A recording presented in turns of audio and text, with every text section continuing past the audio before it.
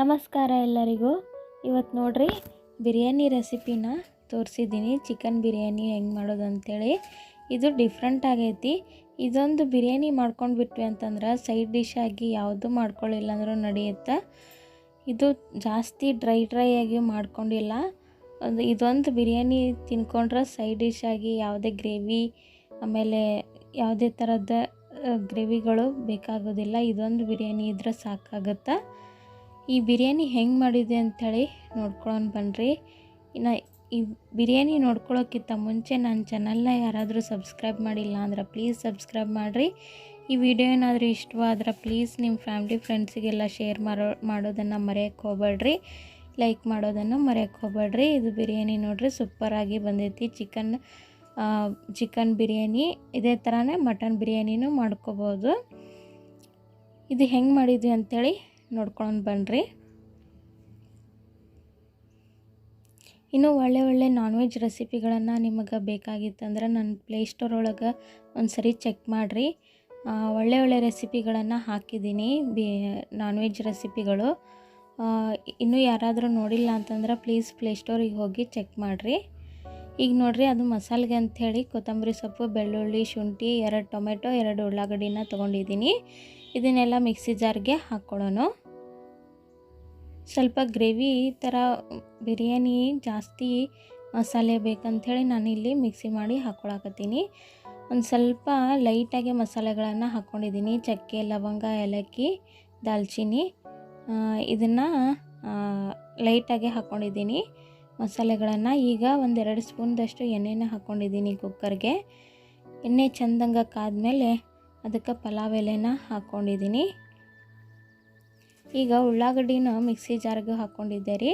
ಅದಕ್ಕಿಲ್ಲಿ ಒಂದು ಅರ್ಧ ಉಳ್ಳಾಗಡ್ಡಿ ಅಷ್ಟೇ ಒಗ್ಗರಣೆಗೆ ಹಾಕ್ಕೊಳಕತ್ತೀನಿ. ಇದನ್ನು ಚೆಂದಂಗೆ ಫ್ರೈ ಮಾಡ್ಕೊಂಬಿಡೋಣ.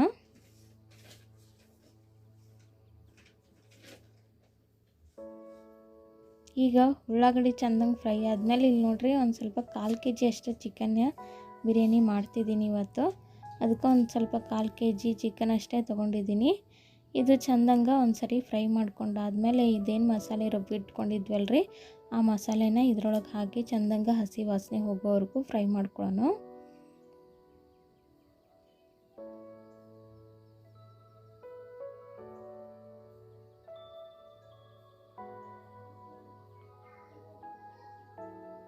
ಈಗ ನೋಡ್ರಿ, ಮಸಾಲೆ ಎಲ್ಲ ಚೆಂದಂಗೆ ಹಸಿ ವಾಸನೆ ಹೋಗೋವರೆಗೂ ಫ್ರೈ ಮಾಡ್ಕೊಂಡಾದ್ಮೇಲೆ ಅದಕ್ಕೆ ಒಂದು ಅರ್ಧ ಸ್ಪೂನ್ದಷ್ಟು ಮಸಾಲೆ ಪುಡಿ, 1 ಸ್ಪೂನ್ದಷ್ಟು ಗರಂ ಮಸಾಲ ಪೌಡ್ರು, 1 ಸ್ಪೂನ್ದಷ್ಟು ಧನಿಯಾ ಪೌಡ್ರನ್ನು ಹಾಕ್ಕೊಂಡಿದ್ದೀನಿ. ಲೈಟಾಗಿ ಮಸಾಲೆಗಳನ್ನು ಹಾಕ್ಕೊಂಡಿದ್ದೀನಿ. ನಿಮಗೆ ಬೇಕಂದ್ರೆ ಜಾಸ್ತಿ ಕಡಿಮೆನ ಮಾಡಿಕೊಡ್ರಿ. ಇಲ್ಲಿ ಖಾರಕ್ಕೆ ನಾನು ಅಚ್ಕಾರದ ಪುಡಿನ ಹಾಕ್ಕೊಂಡಿದ್ದೀನಿ. ನಿಮಗೆ ಎಷ್ಟು ಬೇಕು ನೋಡಿಕೊಂಡು ಖಾರನ ಹಾಕ್ಕೊಡ್ರಿ. ಇಲ್ಲ ಅಂತಂದರೆ ಇದೇ ಥರ ಹಸಿಮೆಣ್ಸಿನ್ಕಾಯಿ ಹಾಕಿನೂ ಮಾಡ್ಕೋಬೋದು.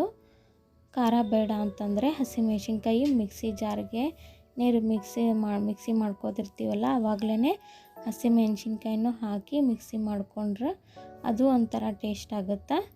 ಈಗ ನಾನು ಖಾರದ ಪುಡಿನ ಹಾಕ್ಕೊಂಡಿದ್ದೀನಿ. ಅದನ್ನು ಚೆಂದಂಗೆ ಒಂದು ಸರಿ ಮಿಕ್ಸ್ ಮಾಡ್ಕೊಂಬಿಡೋಣ. ಈಗ ನೋಡಿರಿ, ಈ ಥರ ಜಾಸ್ತಿ ಮಸಾಲೆ ಹಾಕಬೇಕು ಈ ಬಿರಿಯಾನಿಗೆ. ಈಗ ನೋಡಿರಿ, ಅಕ್ಕಿ ಹಾಕ್ಕೊಂಡಿದ್ದೀನಿ ನಾನು. 2 ಗ್ಲಾಸ್ ಅಕ್ಕಿ ಹಾಕ್ಕೊಂಡಿದ್ದೀನಿ. ಅದು ಮಿಸ್ ಆಗೈತಿ ವಿಡಿಯೋ. 2 ಗ್ಲಾಸ್ ಅಕ್ಕಿ ಹಾಕ್ಕೊಂಡು ಇದ್ರೊಳಗೆ ಚೆಂದಂಗೆ ಫ್ರೈ ಮಾಡ್ಕೋಬೇಕು. ಈ ಅಕ್ಕಿನ ಇದ್ರೊಳಗೆ ಮಸಾಲೆ ಒಳಗೆ ಫ್ರೈ ಮಾಡ್ಕೊಂಡ್ವಿ ಅಂತಂದ್ರೆ ಚೆಂದಂಗೆ ಮಸಾಲೆ ಎಲ್ಲ ಅಕ್ಕಿ ಹಿಡಿಯುತ್ತೆ ಮತ್ತು ಬಿರಿಯಾನಿ ಟೇಸ್ಟು ಚಲೋ ಬರುತ್ತೆ. ಈಗ ನೋಡಿರಿ, ಇದನ್ನೆಲ್ಲ ಒಂದು ಸರಿ ಚೆಂದಂಗೆ ಮಿಕ್ಸ್ ಮಾಡಿದ್ಮೇಲೆ ಇದಕ್ಕೆ ತಣ್ಣೀರನ್ನು ಹಾಕ್ಕೋಬಾರ್ದ್ರಿ, ಬಿಸಿನೀರನ್ನು ಹಾಕ್ಕೋಬೇಕು.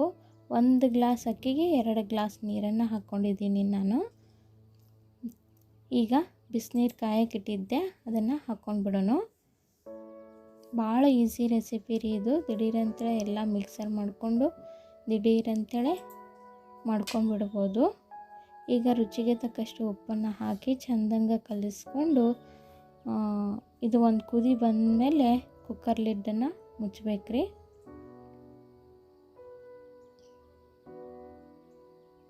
ನೋಡಿರಿ, ಇದು ಒಂದು ಕುದಿ ಬಂದೈತಿ. ಈಗ ಕುಕ್ಕರ್ ಲಿಡ್ಡನ್ನು ಫುಲ್ ಸಣ್ಣ ಫ್ಲೇಮ್ನಲ್ಲಿ ಇಟ್ಕೊಂಡು ಒಂದು ವಿಜಲ್ನ ಮಾಡ್ಕೊಂಡಿದ್ದೀನಿ. ಈಗ ನೋಡ್ರಿ ರೆಡಿ ಆಯಿತು ಚಿಕನ್ ಬಿರಿಯಾನಿ.